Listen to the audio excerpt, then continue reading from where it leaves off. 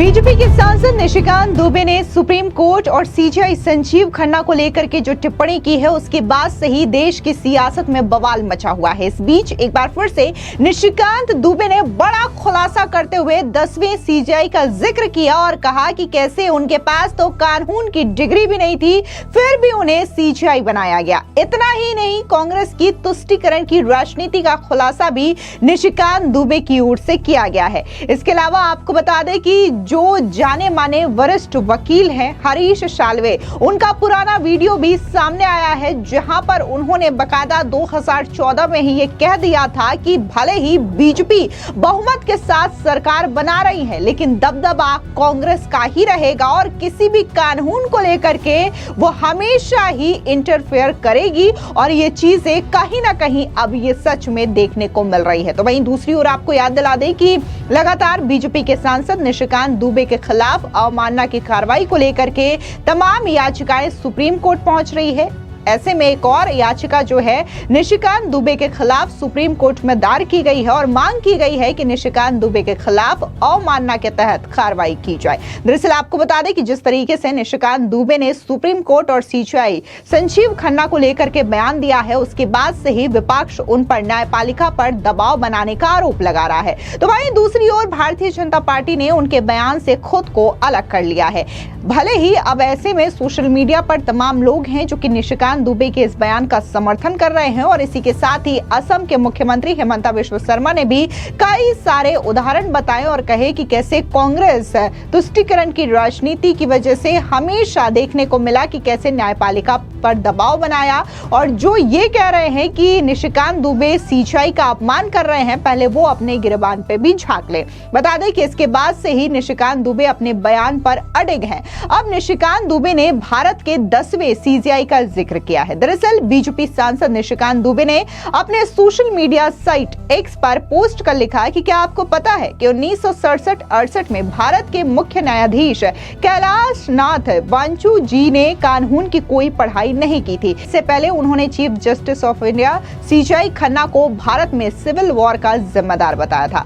आइए आपको बताते हैं कि आखिर सीजीआई जिनका जिक्र बीजेपी सांसद ने अपनी पोस्ट में किया वो कौन है। दरअसल आपको बता दें कि कैलाश नाथ वांचू भारत के 10वें मुख्य न्यायाधीश थे। उन्होंने 12 अप्रैल 1967 से 24 फरवरी 1968 तक इस पद पर काम किया। उनकी सबसे विशेष बात यही थी कि वे भारत के एकमात्र ऐसे मुख्य न्यायाधीश थे जिनके पास कानून की कोई औपचारिक डिग्री ही नहीं थी। वे भारतीय सिविल सेवा के अधिकारी थे और उसी पृष्ठभूमि से न्यायपालिका में आए थे। अब इस चीज को लेकर के निशिकांत दुबे ने सवाल खड़े किए और कहा कि ये कैसे सीजीआई थे जिनके पास कानून की डिग्री तक नहीं थी। इसके अलावा निशिकांत दुबे ने एक और पोस्ट किया जहां पर उन्होंने कांग्रेस की तुष्टीकरण की राजनीति का पर्दाफाश किया। दरअसल निशिकांत दुबे ने अपने पोस्ट में कहा कि कांग्रेस के संविधान बचाओ की एक मजेदार कहानी। असम में बहरुल इस्लाम साहिब ने कांग्रेस की सदस्यता 1951 में ली। तुष्टीकरण के नाम पर कांग्रेस ने उन्हें 1962 में राज्यसभा का सदस्य बना दिया। 6 साल बाद दोबारा 1968 में राज्यसभा का सदस्य सेवा भाव के लिए बनाया। इनसे बड़ा चमचा कांग्रेस को नजर नहीं आया। राज्यसभा से बिना इस्तीफा दिलाए हाईकोर्ट का जज 1972 में बना दिया। फिर 1979 में असम हाईकोर्ट का कार्यवाहक मुख्य न्यायाधीश बना दिया गया। बेचारे 1980 में रिटायर हो गए, लेकिन ये तो कांग्रेस है। जनवरी 1980 में रिटायर हुए जज को दिसंबर 1980 में सीधे सुप्रीम कोर्ट का जज बना दिया। 1977 में इंदिरा गांधी जी के ऊपर लगे सभी भ्रष्टाचार के केस इन्होंने तन्मयता से खत्म कर दिया। फिर खुश करके कांग्रेस ने इन्हें 1983 में सुप्रीम कोर्ट से रिटायर कर कांग्रेस से राज्यसभा का तीसरा सदस्य 1983 में ही बना दिया।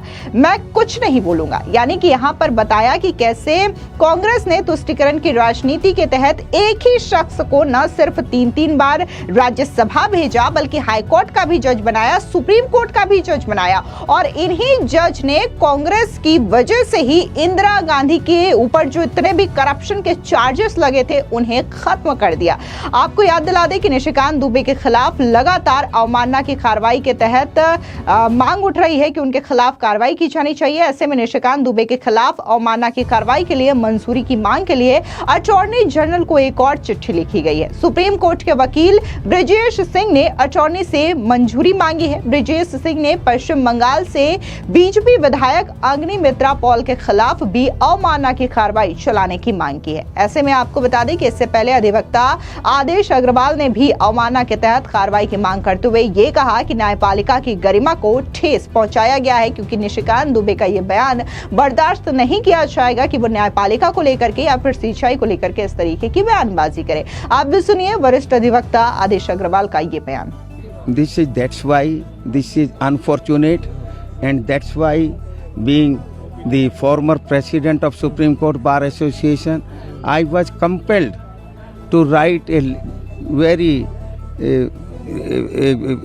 one letter to the Honorable Prime Minister yesterday, in which I pointed out the legal position, in which I pointed out the rights of the government to file review petition or seeking to refer the matter to Constitution Bench. This is, and if such MPs of such stature, who are the lawmakers, if they make such irresponsible statement, this will lower down the dignity of the judiciary. This will spoil the cordial relationship between the executive and the judiciary. Although our judiciary don't care for that statement, Indian judiciary, they pass orders in accordance with law. Some people were asking me whether this will be contempt of court. It can be a contempt of court, but our courts are very liberal. They don't take cognizance of such thing. If they start taking cognizance of such thing, then they will be left with no time to deal with important matters. वहीं दूसरी ओर बता दें कि आज से ठीक 7 साल पहले देश ही नहीं बल्कि दुनिया के दिग्गज वकील हरीश साल्वे ने बताया था कि वो मई 2014 में ही बता चुके हैं कि 44 सीटों पर सिमट चुकी कांग्रेस कोर्ट के जरिए शासन करने की कोशिश करेगी। भले ही मोदी सरकार के पास बहुमत हो, वो सरकार को अस्थिर करने, उसे गिराने की कोशिश करेगी। देश के सबसे काबिल वकील ने 7 साल पहले जो कहा था वही सिलसिला लगातार देखने को मिल रहा है। अब वो सिलसिला अपनी नीचता और धूर्तता की सारी हदें पार कर चुका है। हालात बहुत बदतर हो चुके हैं, देश को दांव पर लगाने तक पहुंच चुके हैं। कठोर इलाज की आवश्यकता आज अनिवार्यता के रूप में देखने को मिल रही है। फिर चाहे वो किसान कानून हो, एनआरसी हो, सीएए हो या फिर अभी हाल ही में जिस तरीके से वक्फ विधेयक हो, इन तमाम चीजों को लेकर के देश भर में इसी तरीके की हालात देखने को मिलते हैं कि बकायदा ये कानून जो है आपसी मशवरे के साथ, बहुमत के साथ संसद में पास तो करा लिए जाते हैं, लेकिन एक खास समुदाय जो है इस कानून के खिलाफ सीधे कोर्ट पहुंच जाता है और फिर कोर्ट उस पे इस तरीके की टिप्पणी करता है। ये चीजें कहीं ना कहीं अब लोगों को समझ में आ रही है और लोग जो है वो यही कह रहे हैं कि जब वाकई में सारे काम अगर सुप्रीम कोर्ट को ही करना है तो फिर संसद की क्या अनिवार्यता है, एक चुनी हुई सरकार की क्या अनिवार्यता है। अगर हाल ही के वक्फ विधेयक की बात करें तो यहाँ पर भी बकायदा राज्यसभा से लेकर के लोकसभा में 13-13 घंटे, 14-14 घंटे, रात के 1-1, 2-2 बजे तक चर्चा हुई थी और तमाम सदस्यों की मंजूरी के साथ, बहुमत के साथ इस विधेयक को पास किया गया था। उसके बाद राष्ट्रपति मुर्मू के पास भेज करके हस्ताक्षर हुए, इसके गजट जारी किए गए, नोटिफिकेशन जारी किए गए, लेकिन एक खास समुदाय को यह बिल पसंद नहीं आता और वो सीधे सुप्रीम कोर्ट पहुंच जाता है। ऐसे में तो कई लोग जो है वो राम मंदिर के सुनवाई का भी जिक्र कर रहे हैं कि वहां पर कैसे कोर्ट ने एक-एक टाइम पर कागज मांगे, सबूत मांगे, लेकिन आज वक्फ बोर्ड की जब सुनवाई हो रही है, वक्फ विधेयक को लेकर के सुनवाई हो रही है, तो आखिर सुप्रीम कोर्ट इस तरीके की टिप्पणी कैसे कर सकता है। फिलहाल इस पूरी खबर पर आपकी क्या राय है, कमेंट सेक्शन में जरूर बताएं। धन्यवाद।